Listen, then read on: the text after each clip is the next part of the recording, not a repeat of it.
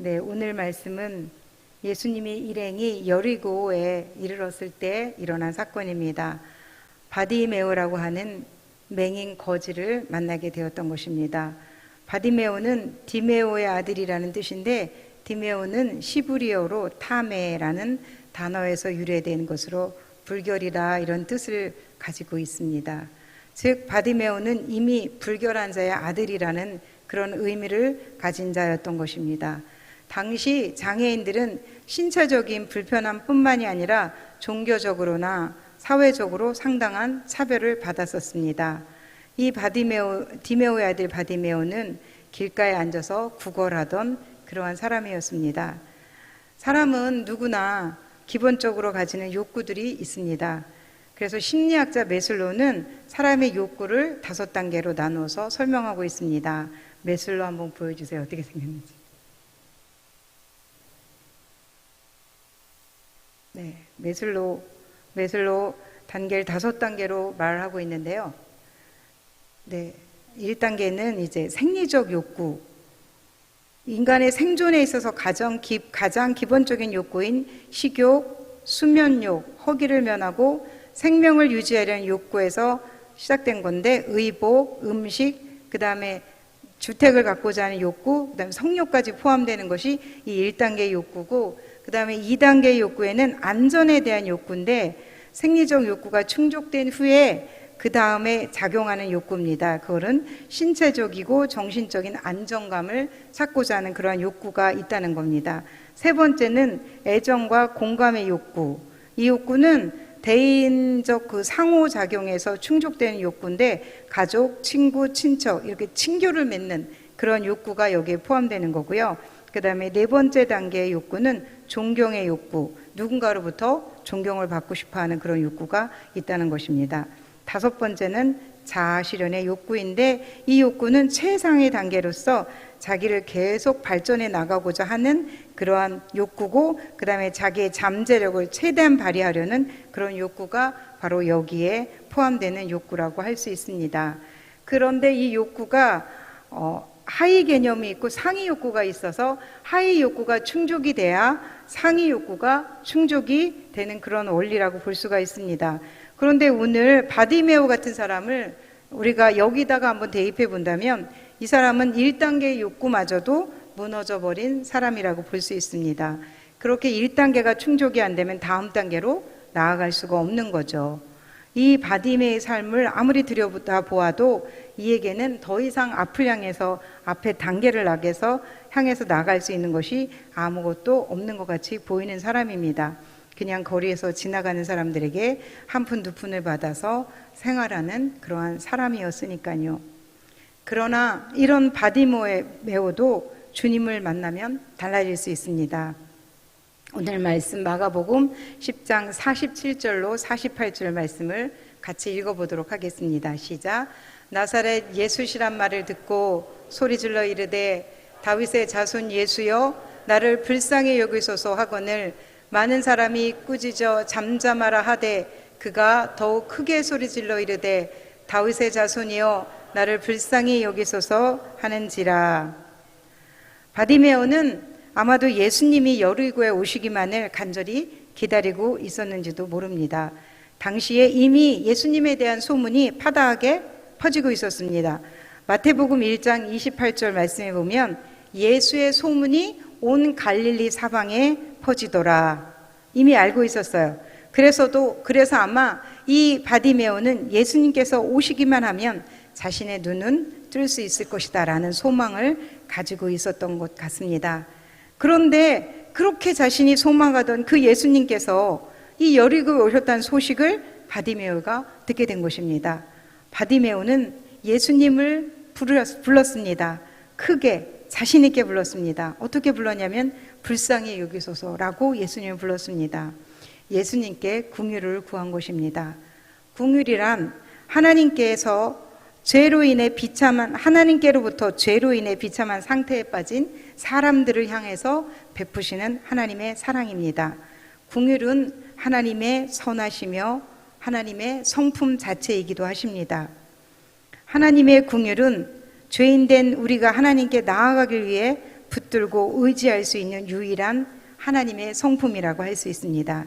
기독교가 다른 종교들과 다른 점은 바로 여기에 있습니다. 세상 종교들은 자기의 선함을 의지해서 힘께로 나아간다면 우리 기독교는 예수님 안에서 우리는 오직 하나님의 그 선하심을 의지해서 하나님께 나아갈 수 있다는 것입니다. 성경이 말하는 진리가 바로 이것입니다. 사람은 절대적으로 타락을 했고 하나님은 기쁘시게 할 수 있는 그러한 능력이 없었음에도 불구하고 하나님은 그 사람을 사랑했다는 것이죠. 그 사랑하는 그 마음이 바로 하나님의 공의라는 것을 기억해 줬으면 좋겠습니다. 로마서 11장 32절에 보면 하나님이 모든 사람을 순종치 아니하는 가운데 가두어 두심은 모든 사람에게 긍휼을 베풀려 하심이로다. 이 말씀은 참으로 신비없고 그지없습니다. 우리가 하나님의 은혜를 받는 길은 내가 은혜를 받을 만한 자가 되려고 노력하는 것이 아니라 오히려 자신이 은혜를 받을 자격이 전혀 없다고, 그렇게 그럼에도 불구하고 저의 이런 불순종한 우리 인간을 사랑해 주시는 그런 하나님의 그 온전하심을 깨닫고 나의 죄를 계속해서 뉘우치는 그 상태, 그리고 애통한 마음으로 주님께로 주여 나를 긍휼히 여기소서라고 외치는 그 모습입니다. 오직 주님의 긍휼만이 내가 의지할 수 있는 유일한 끈이요 생명이라는 것을 기억하시면 좋겠습니다. 이런 바디메오에게 소망이 현실이 됐습니다. 드디어 예수님께서 바디메오의 소리를 듣고 머물러 서셨습니다. 우리말 성경에서는 이 말씀이 예수께서 걸음을 멈추시고 말씀하셨습니다. 뭐라고 말씀하셨냐면 그를 불러오너라. 그러자 그들이 그 사람에게 말했어요. 안심하고 일어나라. 예수께서 너를 부르신다. 예수님을 불러 세우는데 그는 성공을 한 것입니다. 이 만남은 가장 높고 거룩하신 하나님의 아들 예수님과 가장 낮고 비천한 자리에 앉아있는 바디메오의 만남입니다. 이 만남은 예수님께서 찾아가심으로 시작된 것입니다. 예수님께서 바디메오가 살고 있는 여리고로 찾아가신 것입니다. 여리고 사진 한 번만 띄워주실래요? 흥미롭게도 여리고는 그 다음 사진이요. 바다 표면보다도 250m가 낮아서 세계에서 가장 낮은 곳에 위치한 그런 도시라고 알려져 있습니다. 비유적으로 말하자면 예수님께서 한 사람 바디메오를 찾아서 가장 낮은 곳까지 내려오신 것입니다. 예수님 당시 여리고는 기온이 따뜻하고 또 땅이 기름졌다 그래요. 그리고 물도 풍부하고 여러 농산물들의 주산지였다고 합니다. 헤롯 대왕도 이곳에서 자신의 겨울 궁전을 지어놨었고요. 그것을 이용하다 죽을 때도 여기서 죽었다고 합니다. 그만큼 살기 좋은 곳이 여리고예요. 이 아름다운 요단강가에 종려나무 가지가 우거지고 상일들로 붐비고 있는 이 시끄럽고 활기찬 모습을 한번 상상해 보세요. 이곳에 굳이 예수님께서 찾아오실 필요가 있었을까요? 이 풍요롭고 안락한 곳에. 그런데 이 예수님께서 그곳에 들리신 이유가 누구 때문이라고요? 소경 바디메오 때문이었던 것입니다. 그를 만나서 그의 눈을 뜨게 하시고 그를 구원하기 위해서 예수님께서는 여리고로 찾아가셨던 것입니다. 어둠 가운데 앉아있는 그에게 빛을 주기 위해서 주님께서 찾아오신 것입니다. 예수님께서 그의 앞에 나온 바디메오에게 물으셨어요. 내가 무엇을 하여 주기를 원하느냐? 한번 같이 해볼까요? 내가 무엇을 하여 주기를 원하느냐? 이 말씀은 참으로 생명의 말씀입니다. 만약에 지금 예수님께서 찾아오셔서 우리 성도님들에게 내가 너에게 무엇을 하여 주길 원하느냐? 라고 물으신다면 뭐라고 대답하시겠어요? 바디메오는 얘기했어요. 뭐라 그랬어요?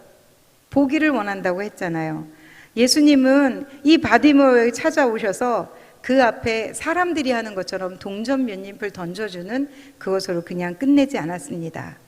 내가 무엇을 하여 주기를 원하느냐? 예수님의 말씀을 들은 바디메오는 선생님이여 보기를 원하나이다 라고 대답했습니다.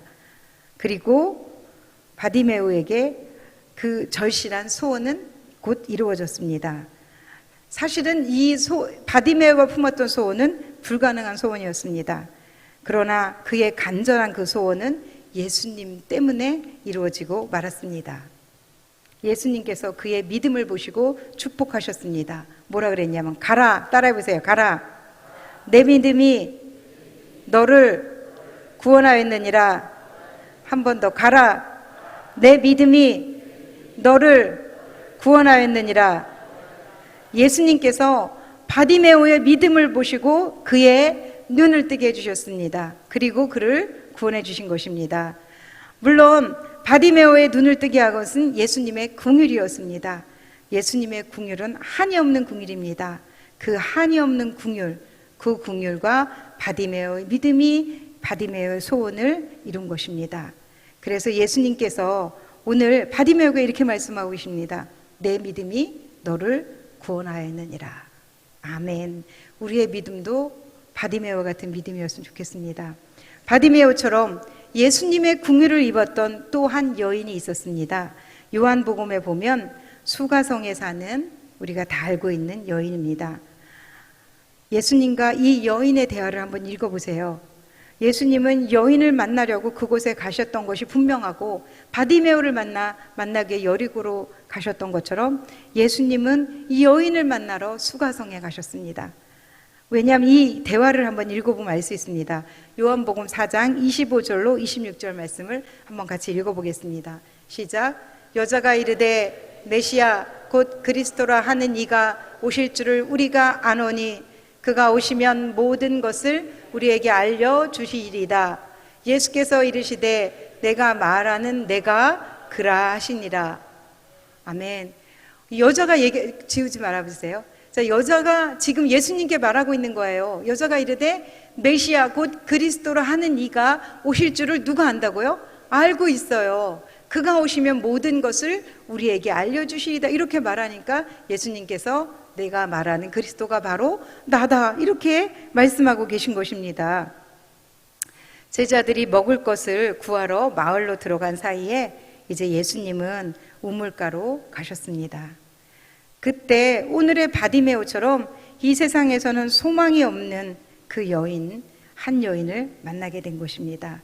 주님은 그 여인과 대화를 나누십니다. 여인은 햇빛이 따가운 정오에 혼자서 물을 길러 그곳에 왔습니다. 그것은 다른 사람을 피해서 왔다는 것을 말해주고 있습니다. 그것은 또한 그는 소외된 여인이었다는 것입니다. 이 여인을 향해 주님은 말씀하십니다. 물을 좀 주어라. 여인은 유대인이 어찌 사마리아인 나에게 물을 달라고 하십니까? 주님은 내가 하나님의 선물과 물을 달라고 하는 사람이 누구인지 알면 생수를 주었을 것이다 라고 계속해서 대화를 이어가십니다. 대화를 나누면 나눌수록 여인의 얼굴은 달라졌을 것입니다. 마치 오늘 바디메오가 주님을 만나서 그 어둠이 거치고 온 세상을 그의 눈으로 볼 수 있는 것처럼 여인은 그 어둠의 눈을 벗어버리고 새로운 눈을 가지게 되는 순간을 맞이하게 된 것입니다. 내가 주는 물을 마시는 자는 영원히 목마르지 아니하리니 내가 주는 물은 그 속에서 영생하도록 솟아나는 샘물이 되리라. 아멘. 요한복음 4장 14절 말씀입니다.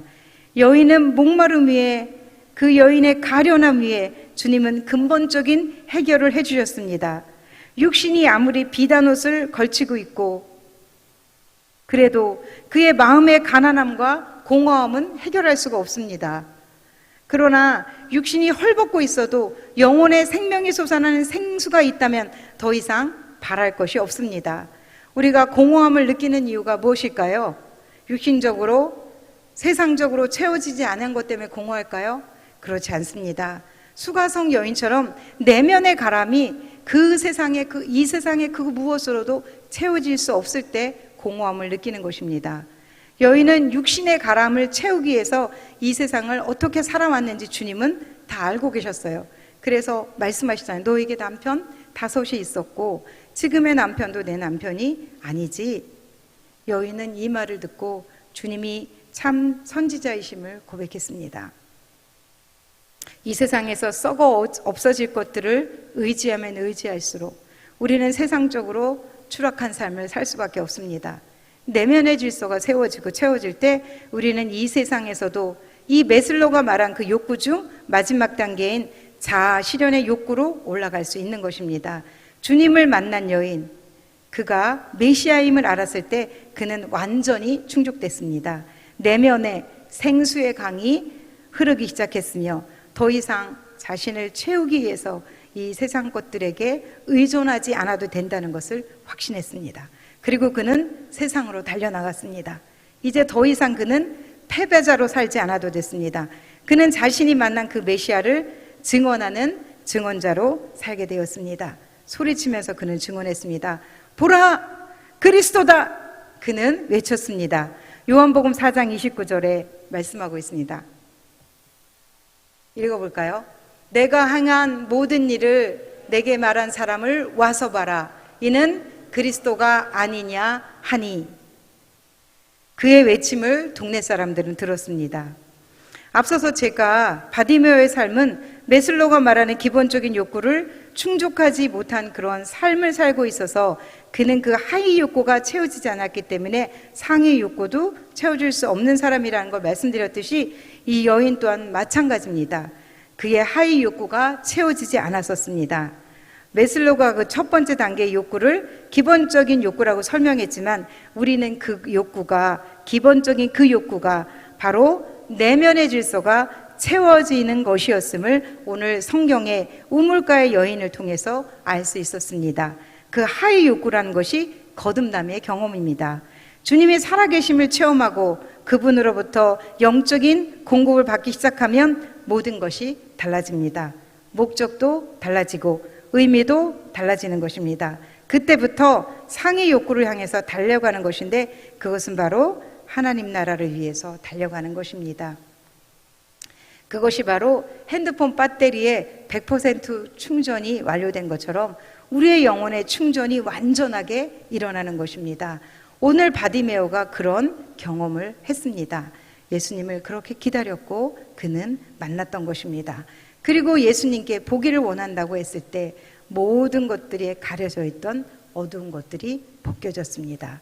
오늘 바디메오처럼 수가성 우물가의 여인처럼 인생에 덧없고 공허를 느끼시는 분들이 계시나요?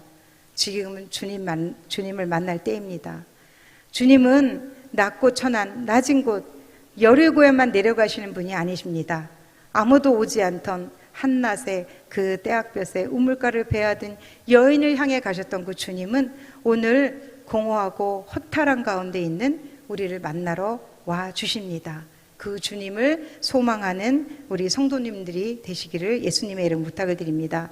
그 주님을 만나서 우리도 영적인 눈을 뜨고 새로운 사람으로 거듭나서 우리의 남은 인생이 메슬로가 말한 상위 욕구를 충족하기 위한 그것이 곧 하나님의 나라를 위한 것에 모든 수고를 아끼지 아니하며 그 수고가 나를 살아있게 하고 숨쉬게 하는 그런 원동력이 되었으면 좋겠습니다. 마지막으로 예화 하나 말씀드리고 말씀을 마치도록 하겠습니다. 충만이라는 곡을 작곡하신 송경민 목사님이 계십니다. 이 목사님께서 이 찬송가를 작곡하게 된 배경에 대해서 이제 제가 영상을 통해 보게 됐는데요. 이분은 내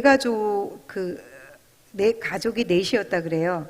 그런데 2살 때 아버지가 가정을 버리고 나가셨대요. 그래서 경제적인 이 주도권을 가졌던 아버지가 떠나고 난 후에 정말 가정이 너무나 어려웠대요.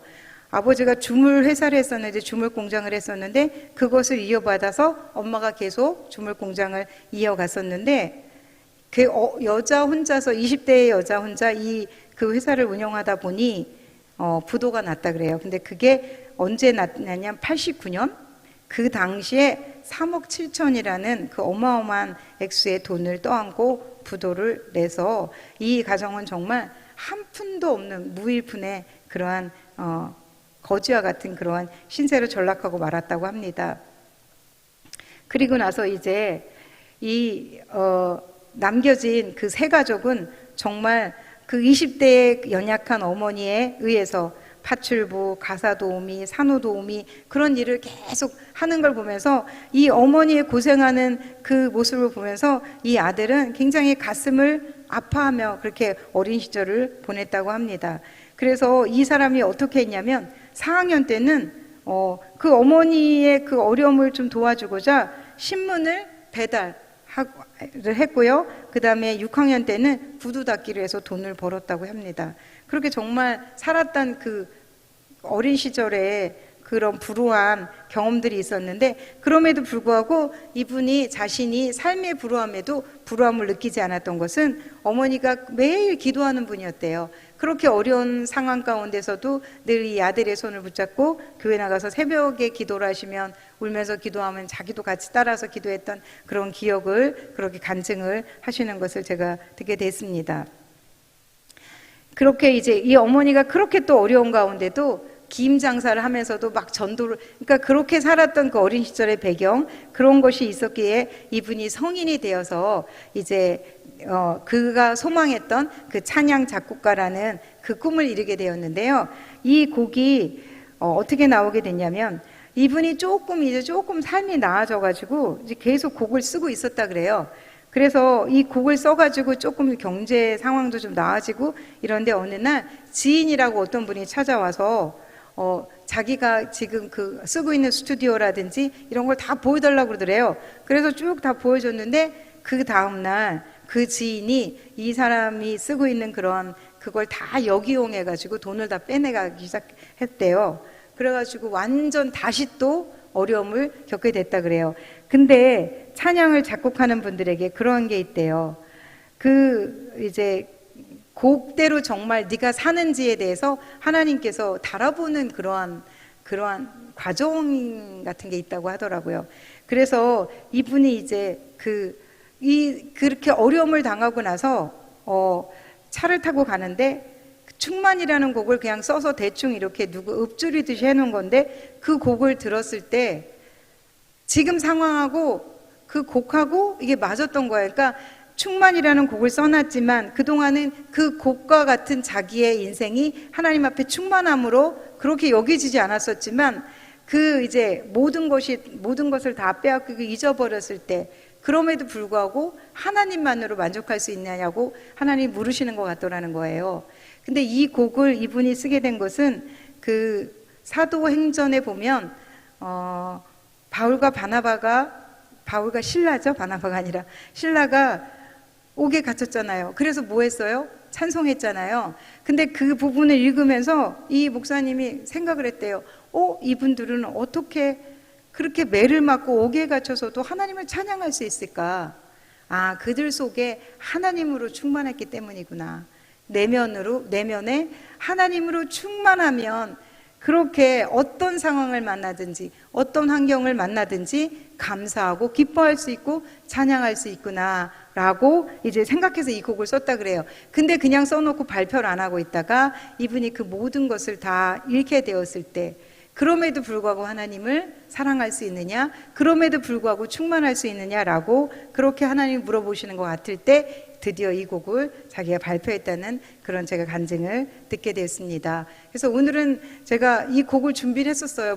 들려드리려고. 근데 지금 영상이 준비가 안 된다 그래서 제가 못 보여드리고 있어서 안타까움을 가지고 있습니다.